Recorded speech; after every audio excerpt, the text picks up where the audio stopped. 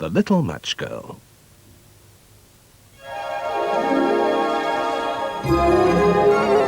Religious books, several top authors, and the Soviet leader Mikhail Gorbachev. Mr. Murdoch's publications include The Sun, The News of the World, and The Times. Some Collins authors had campaigned against the takeover.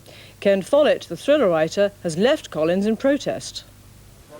It's taken Rupert Murdoch 7 years of aggressive manoeuvring to win control of Collins. He strategically bought up shares. Collins fought him all the way. But this morning, they reluctantly surrendered. If you're a competitive animal, as I am, you don't like to lose. And we have lost that. But I'm just glad that we have been able to secure the assurances that we've had. By acquiring Collins, Mr. Murdoch considerably strengthens his worldwide media empire. Collins owns the publishing houses Granada and Hatchard's here and Harper & Row in America. Its authors include Mikhail Gorbachev and thriller writers like Hammond Innes and Jack Higgins. Mr. Murdoch's empire already includes 11 newspapers. In Britain, there's The Times, Sunday Times, The News of the World and The Sun. He also owns 7 TV stations. His latest venture is the Sky Satellite Company here, due to be launched next month. And then there's his films. He owns 20th Century Fox in America. Some Collins authors are so opposed to becoming part of that empire, they're considering changing stables. Thriller writer Ken Follett has already decided to go. I'm very disappointed. It's the end of a great publisher. What am I going to do about it? I'm going to leave. I'm going to find another publisher. Have you just got a thing about Mr. Murdoch? It's his style. It's what he does to companies. It's his vulgarity. It's the obscenity of his newspapers. Yeah. I'm profoundly depressed. I don't think Mr. Rupert Murdoch is the right sort of man to be managing a firm like Collins, which, although it was quite a big firm, had a very intimate relations with his authors. Collins has today been reassured by Mr. Murdoch that its independence will survive, and he's been quick to dismiss the authors' revolt.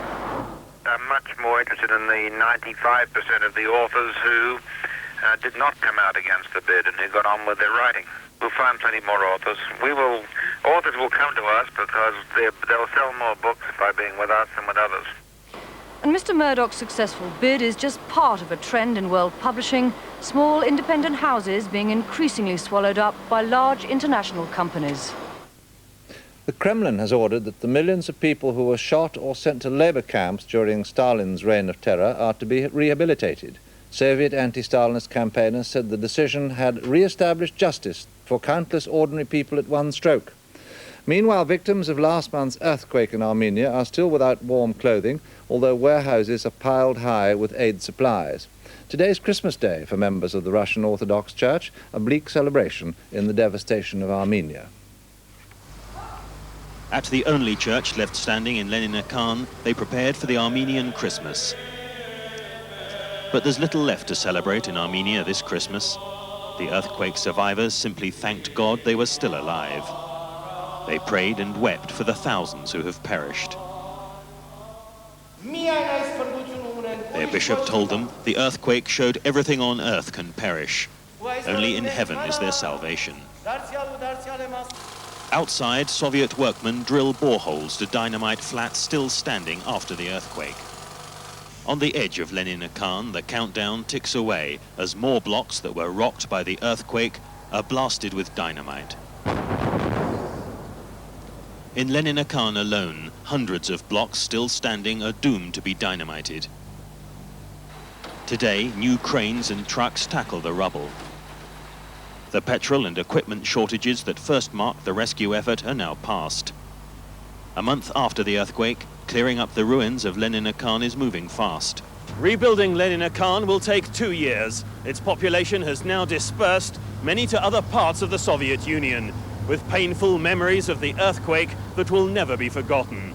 Ian Glover-James, News at 10 in Lenina-Khan, Armenia. Here, workers who bought shares in one of the first government privatizations, the National Freight Consortium, are set to make a killing when the company is listed on the stock market next month. People who paid just a few £100s for their shares in 1982 could now find that they're worth more than £30,000. The chairman and a lorry driver at National Freight Consortium, which owns the Pickford's removal business, both draw very different wage packets. But Sir Peter Thompson knows that Jack Hyam and his colleagues have the power to vote directors out of a job.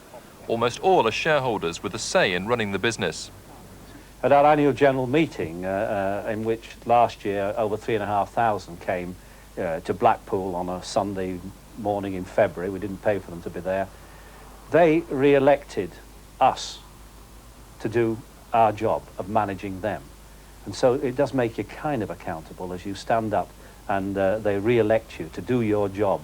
The government was glad to part with NFC after the recession of the early 80s, but under worker control it's expanded dramatically into a multinational haulage and distribution group, which includes the American company Allied, taken over last year. After it was privatised in 1982, NFC made profits of £10 million. The latest annual figure was almost 50 million. The government sold NFC to its workers and management for £53 million. The company's value is now nearer 600 million. A worker's share stake, which cost £500 in 1982, will soon be valued on the stock market at around £37,000. Employees can cash in their shares if they want to early next month, but do they want to sell? No, I don't think so. But if you do sell the shares, you could be making £30,000 or £40,000. Oh, that'd be nice when I can retire then. I'd like to think that's an investment to my son and daughter when eventually, you know, I'm no longer here. Now their hard-earned wealth is at the mercy of the stock market. The city understands profits, but may need time to get to grips with worker control.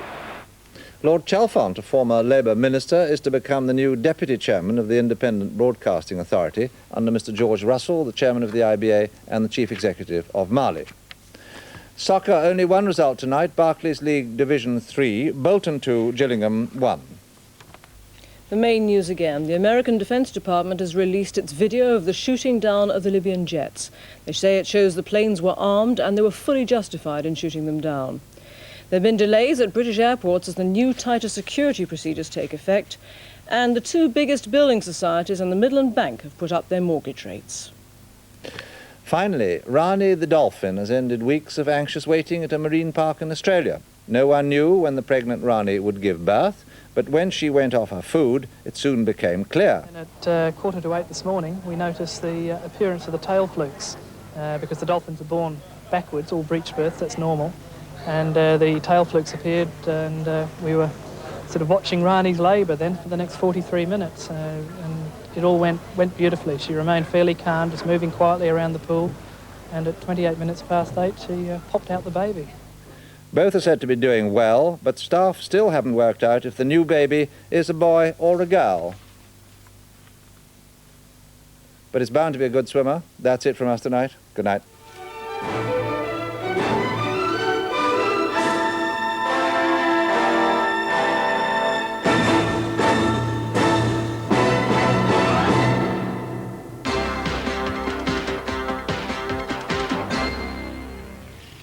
Good evening. Now the news for the Central region.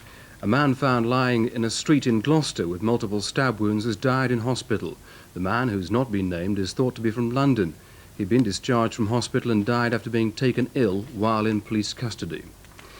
The Davenport Brewery in Birmingham is to close with a loss of 100 jobs. Tonight, the campaign for Real Ale said it would fight the closure. There have been rumours of closure at the Davenport's brewery for some time now, but today's announcement has still come as a shock to the workforce. About half the 200 jobs will go. Others will be offered work at the Shipstone Star Brewery in Nottingham, where production of the Davenport beer is being switched, and some will move to a new distribution centre in the West Midlands. The history of Davenport beer in Birmingham can be traced back to 1829, and the company's been in Bath Row for 137 years. This is the last brewery to be operational within the city limits. It has a great tradition. It pioneered many of the things which have happened in our society, beer at home. It had close links with the University of Birmingham and close links with the corporation. And I think it is a very sad day indeed for brewing and for Birmingham. I think our close proximity to the convention centre doesn't help us a lot. The land has become a lot more valuable, and we knew one brewery would have to go, whether it was Shipstone's or us, and as it's turned out, it's been us. A hostel for homeless men in Birmingham has been fined a record amount for breaking food and hygiene laws. The London-based owners of Parkview House in Digbeth have been ordered to pay nearly £16,000. Improvements have now been carried out and inspectors have given the hostel a clean bill of health. Two homesick ex-pommies have spent £10,000 to return from Australia and get married in Birmingham. The couple, who emigrated 8 years ago, have come home to tie the knot in King's Heath. 4 weeks ago, John Fleming and his fiancée Pamela Whitehouse were sweltering in the heat of an Australian summer. Now they're shivering in Birmingham, where they were born and bred. When you get in marriage, you can't have Skippy bouncing down the street next to you. So we thought we'd a nice, civilised, traditional wedding back in the home country. But the wedding itself is going to be slightly Australian, isn't it, Pam? Well, we're hoping at some stage during the ceremony for the organist to play Waltzing Matilda. That's top secret, but we've given that away now. Even the cake will give the wedding an Aussie flavour. It's covered in special soft icing, as demanded by all bride and grooms down under. And staying down under for our next story, a baby wallaby abandoned by his mother has found a new home. It may not be a marsupial pouch, but Wally the wallaby is happy as well as being something of a little miracle. You've got to be quick to catch Wally on the hop. He lives here near Stourport. What he likes most of all for his breakfast is a slice of buttered toast. Oh yes, Wally likes toast, particularly with soft cheese spread on it. Oh, yum yum, he loves that. But Wally is still a baby and is thriving on warm milk with added vitamins. Yes, he's a little wonder, is Wally, thrown out of his mother's pouch and rejected. He should have died, for it said, you can't hand rear a wallaby. Oh no? Angie Potter, Deputy Curator of Bewdley Safari Park, is proving you can. When I found him, he was about 6 inches long and had no fur, but he's certainly come on since then. They say it's nearly impossible to hand rear wallabies. You've done it. It is quite hard, and we're surprised that we've done it. We've tried one once before, but unfortunately he only lived for 3 weeks. Now the weather for wallabies and the rest of us. The latest satellite picture shows yet more cloud, but it shouldn't produce much in the way of rain. Cloudy tonight, the temperature may drop to 3 Celsius, 37 Fahrenheit. It'll turn misty, so take care if you're driving tomorrow morning, but there are no new roadworks planned and any mist and fog should go fairly quickly. Saturday we'll see a lot of cloud and little light rain, but a bit brighter in the afternoon, and the temperature as high as 11 Celsius, 52 Fahrenheit, in a moderate westerly breeze. That's it from the newsroom for now. Join us for more news tomorrow lunchtime. Good night.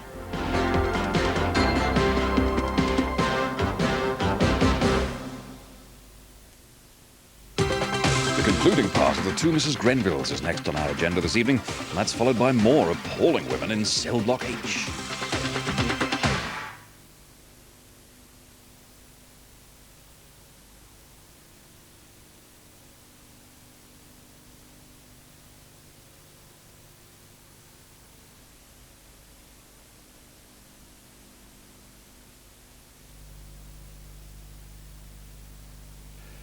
Well, obviously we have a gremlin in the system. As soon as we've shot him, we'll be back with a break and then the two Mrs. Grenvilles.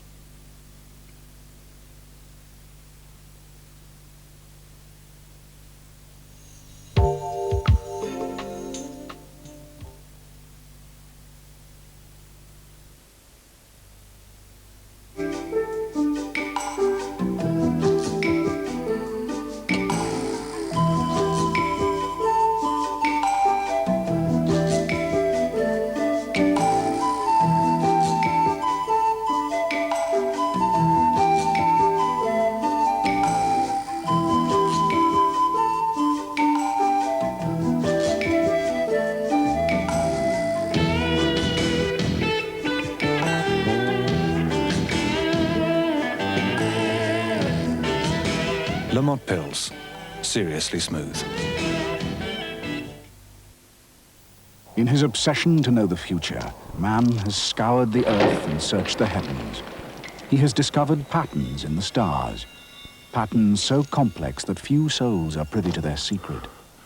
The future. Wise one, teach me. You are Pisces. No, Sagittarius. Discover what the stars have in store for you in the Sunday Express 2-part horoscope supplement.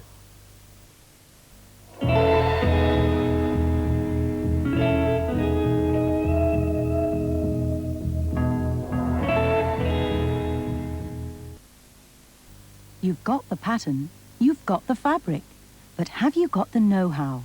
Week by week, Successful Sewing will show you how to make clothes that really fit and really look good on you.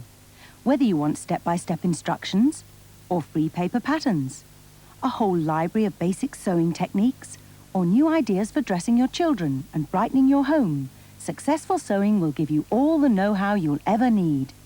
Part 1 of Successful Sewing is on sale now.